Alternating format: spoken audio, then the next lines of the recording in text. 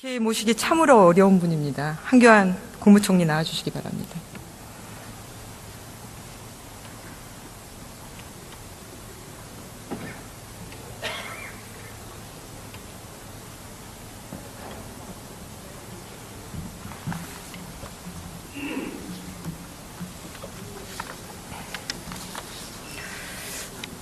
고민 많으시죠? 고민, 나라 어렵습니다. 예. 오늘 대정부 질문에서 우리 국민들이 가장 궁금해하는 게 무엇이라고 생각하십니까? 지금 나라 경제가 어려운데 어떻게 경제를 풀어갈 것인가? 북한 저런 모양이고 외교 관계 힘든데 이 문제를 어떻게 풀어갈 것인가? 민생도 힘든데 이 부분을 어떻게 대처해 갈 것인가? 또 사고가 생길 때마다 걱정이 큰데 국민 안전을 어떻게 챙길 것인가? 지금 국민들께서는 그 부분에 관해서 집중하고 정부와 국회를 바라보고 있다고 생각합니다. 네, 잘 말씀해 주셨습니다. 이와 관련해서 가장 우리 국민들이 궁금해하는 건 황 총리의 대선 출마 여부입니다. 왜일 거라고 생각하십니까? 지금 국민들이 생각하고 있는 부분을 저는 여러 경로에서 의견을 수렴하고 듣고 있습니다만은 제가 지금 말씀드린 이런 부분에 대한 걱정이 제일 크기 때문에 지금 정부가 어려운 과정에서 이 부분, 국민들이 걱정하시는 부분을 메우기 위한 국정안정화를 위해서 최선을 다하고 있습니다. 네. 저는 왜 우리 국민들이 황 권한대행의 대선 출마를 궁금해할까 생각해 봤습니다. 국전 혼란이 가중되고 부끄럽기 때문일 겁니다.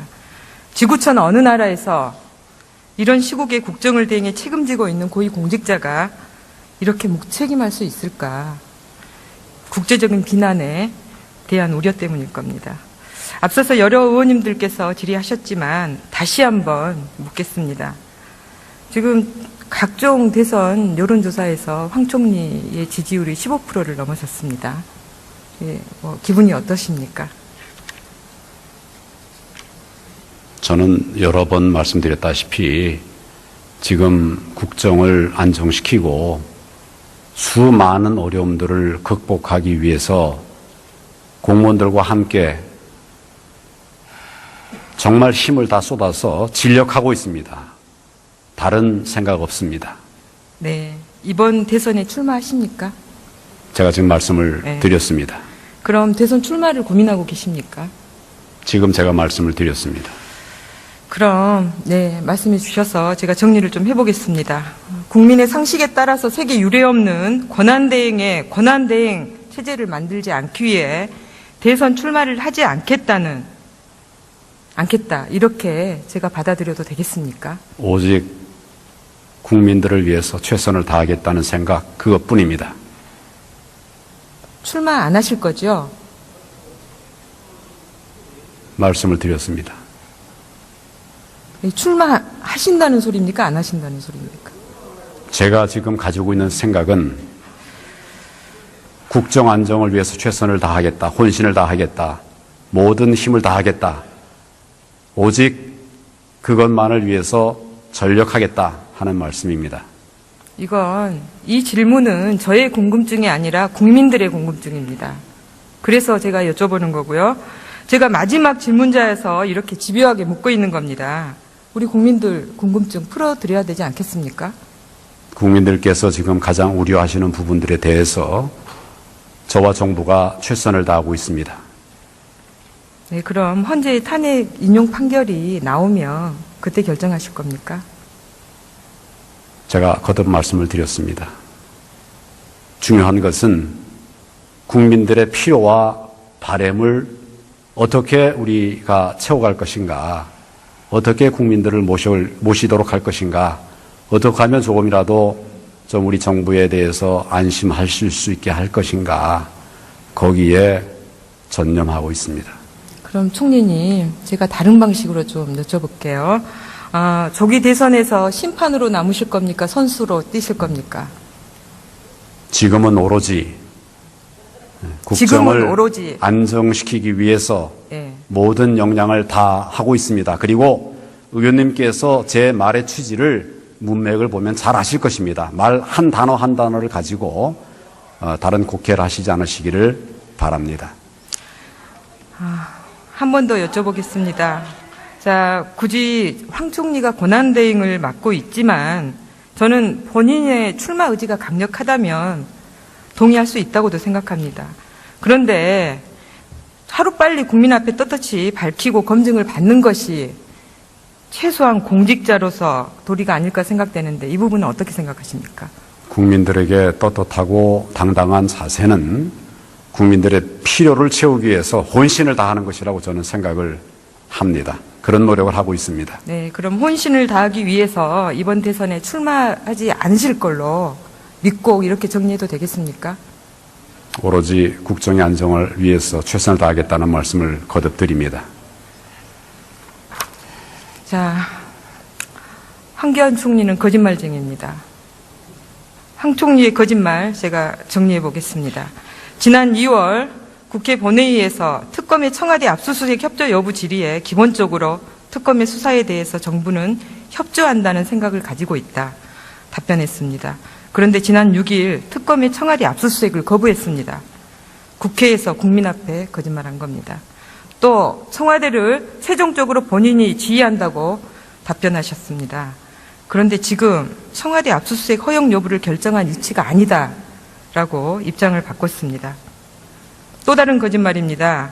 정경련이 관제 데모를 지원하고 있다는 지적에 대해서 기업 전반이 벌이고 있는 공익활동들, 기부활동들 전체를 우리가 부정적으로 생각해서는 안 된다.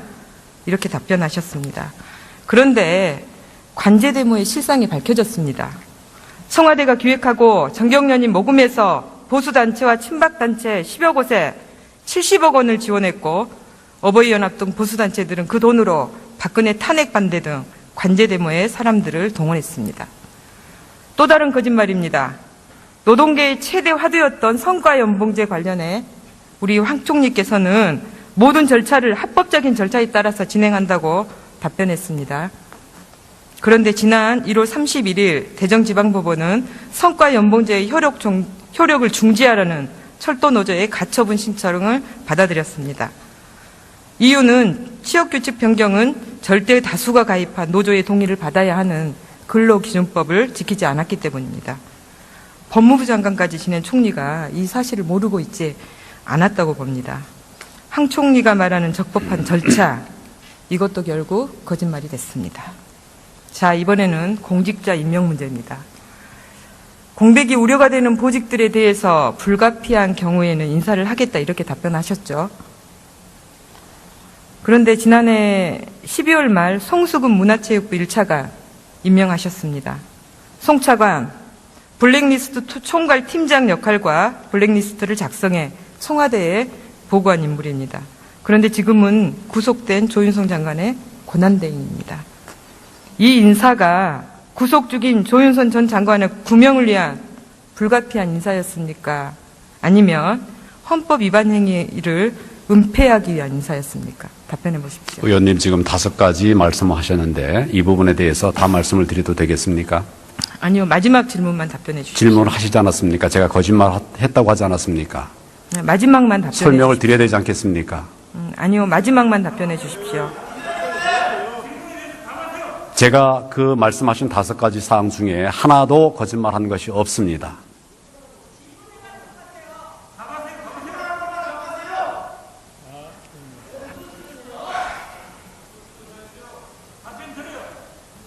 다섯 번째에 관해서 말씀하셨으니까 그 부분에 관해서 말씀을 드리겠습니다. 다섯 번째, 그렇지만 답변해 앞에 4가지도 저는 거짓말한 일이 없습니다.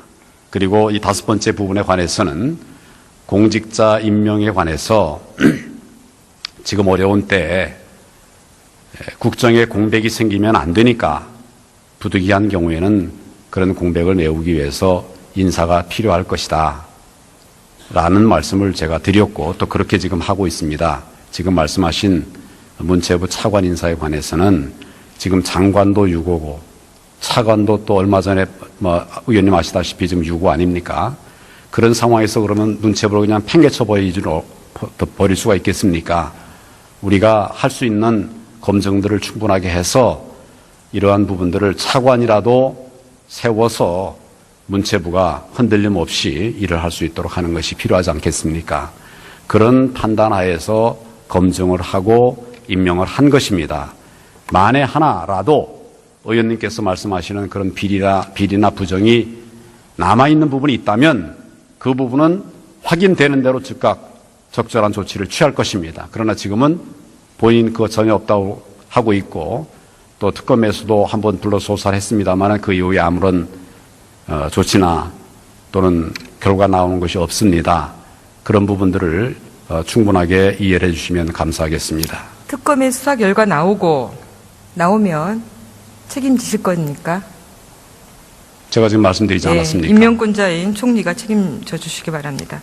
자, 대통령 탄핵 이후 특검의 수사에 협조하고 불안정한 전국을 수습해야 될 권한대행이 온갖 거짓말로 국민의 눈과 귀를 속이고 있으며 박근혜 정권의 방탄 역할을 자처하고 있습니다.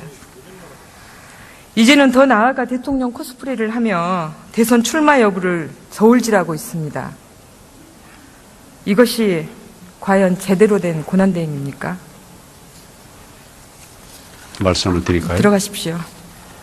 물으시지 않으셨습니까? 네, 들어가셔도 좋습니다.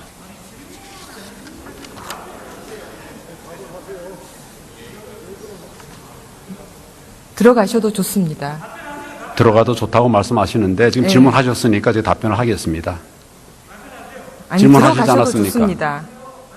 글쎄 의원님은 들어가도 좋다는데 질문을 하시지 않았습니까? 예, 국민들이 답변해 궁금해하시지 보십시오. 않습니까? 예, 답변해 보십시오. 그럼 답변해 보십시오. 지금은 국정이 어렵고 또 국민들의 걱정이 많은 상황입니다. 할 일이 많습니다. 제가 권한대행이 됐을 때 의원님께서 뭐라고 말씀하셨습니까? 좀 소통해라. 어려운 데를 찾아다녀라.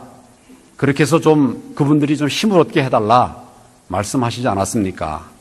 그래서 제가 민생을 챙기기 위한 자리, 경제를 살리기 위한 자리, 안전을 지키기 위한 자리 다니고 있습니다. 힘들지만 열심히 다니고 있습니다. 그래서 그걸 챙긴 것이 대통령 흉내내기였습니까? 과거에 총리 시절에 다 제가 했던 일입니다. 조금 더 열심히 하고 있습니다. 지금 어려운 때이기 때문에 그렇게 하고 있다는 점을 이해해 주시기를 바랍니다. 총리의 답변은 절망하고 있는 국민의 안위보다 본인의 명예가 더 중요하다 이렇게 절대 들립니다. 그렇지 않습니다. 들어가십시오.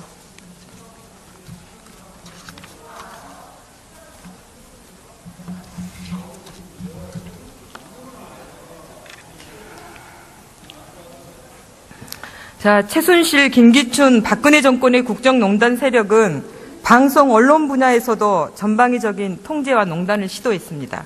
방통위원장 나와주시기 바랍니다.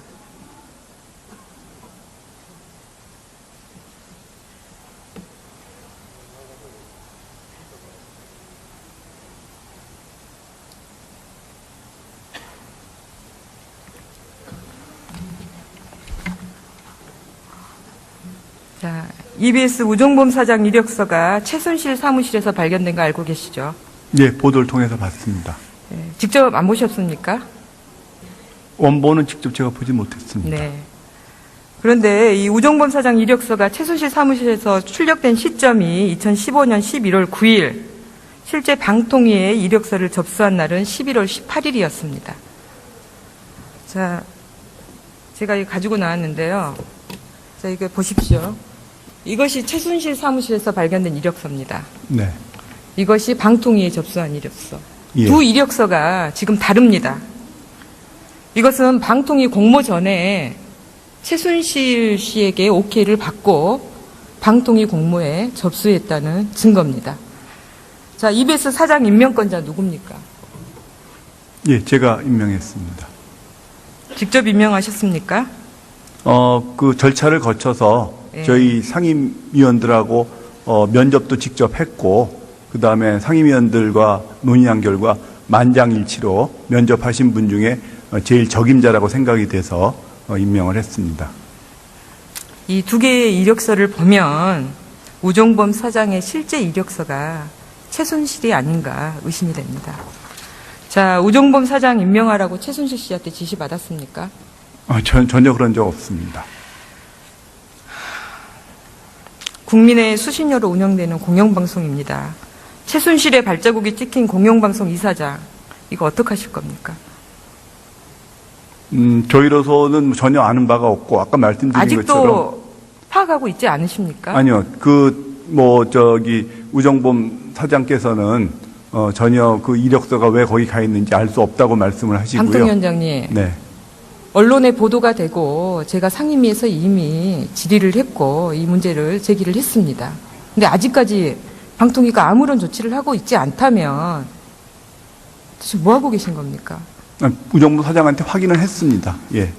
본인의 확인만. 근데 그 이외에는 저희가 수사 의뢰를 하셔야죠. 그것이 지금 무슨 수사 자, 대상이. 알겠습니까? 자, 저는 지금 이 최 위원장이 박근혜 정부 방송 장악의 핵심이었다고 봅니다. 자, 방통위원장 후보자로 2014년 3월에 내정이 됐죠. 네. 네. 내정된 후 내정 소식 당시 김기춘 실장에게 받은 게 아니라 그 위에서 받았다는 전화 인터뷰를 했습니다. 아니, 그렇지 않습니다. 미디어 오늘과 통화에서 그렇게 밝히셨고요. 자, 비서실장보다 윗선이라면 당시 누구한테 연락받으셨습니까? 저에게 처음 연락하신 분은 대법원장이셨습니다. 대법원장이었다고요? 네. 대법원장이 비서실장보다 윗선이라고. 그러니까 그 위라는 것은 네. 대화 내용에 서로 이제 오해가 있었는데요. 저보다 더 위에서 받았다는 의미인 것이지 누구를 특히 지칭을 해가지고 한 말은 아니었었습니다. 자, 당시 이 방송통신 분야와 전혀 관계없는 최 위원장의 방통위원장 내정은 그 관련 업계에서 많이 의아해했습니다. 알고 계시죠? 예, 그런 걸로 알고 있습니다. 그럼 대법원장님 말씀하셨어요. 그러면 그 당시의 상황을, 그 내정 당시의 상황을 시간을 충분히 드릴 테니까 자세하게 설명해 주십시오.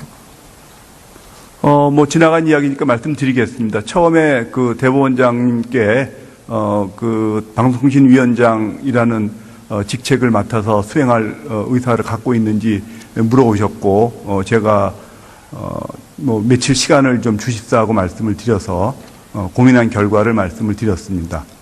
그다음에 그 이후에 그 청와대로부터 연락이 와서 각종 그 인사 검증 관련된 자료 제출이라든지 그런 요구가 있어서 그런 것들에 전부 다 응해 드렸습니다. 끝났습니까? 예. 네. 자, 박근혜 정부 입장에서는 정권 1년 차에 접어들면서 언론을 길들이고 통제해야 하는데 이러한 시점에 방통위원장으로서 전격 투입된 게 최성준 위원장입니다. 군사정권 시절 대법원장이었던 최 위원장의 장인과 김기춘 비서실장과의 관계를 발탁 배경으로 보는 시각이 지배적입니다. 이러한 배경을 가지고 김기춘, 최순실의 방송 장악, 방송 통제의 마중물 역할을 최성준 위원장이 했다고 보는 근데 것입니다. 그 부분은 말씀드릴 것이요. 자, 제가 장인어른한테 여쭤보면 김기춘 비서실장은 개인적으로는 아시지 못한다고 하십니다. 위원장님, 제가 더 말씀을 드리고 질의를 하겠습니다. 예. 자, 위원장이 임명 추천해서 방송계 언론 장악을 주도한 인사들 몇 면을 살펴보겠습니다. 현 KBS 이사장 누굽니까? 예, 이인호 이사장입니다. 임기가 남은 전임 미기령 이사장에게 사퇴를 종용해서 사표를 받은 분이 최성준 위원장입니다. 이렇게 탄생한 이인호 체제에 KBS 이사회가 다시 고대영 사장을 추천해 대통령이 임명했습니다. 이게 바로 방송 장악의 절차적인 증거입니다. 극우 이데올로기 늪에 빠진 MBC 박문진 고용수 이사장, 국정원 댓글 사건을 옹호하고 역사시장에서 뉴라이트가 살아나야 한다는 EBS 배일중 감사, 국민의 세금으로 운영되는 조직을 아예 쑥대밭으로 만든 시청자 미디어 재단 이소구 이사장, 이 모두가 여기 계신 최성준 위원장이 임명한 인사들입니다. 자, 이런 인사 참사로 우리 공영방송 어떻게 됐습니까? 최순실이 추천한 김성우 홍보수석에 의한 청와대 보도개입, 비선 실세와 박근혜 정권을 감싸는 편파방송, 방송인들에 대한 부당해고와 징계, 대한민국 공영방송을 망가뜨린 장본인이 바로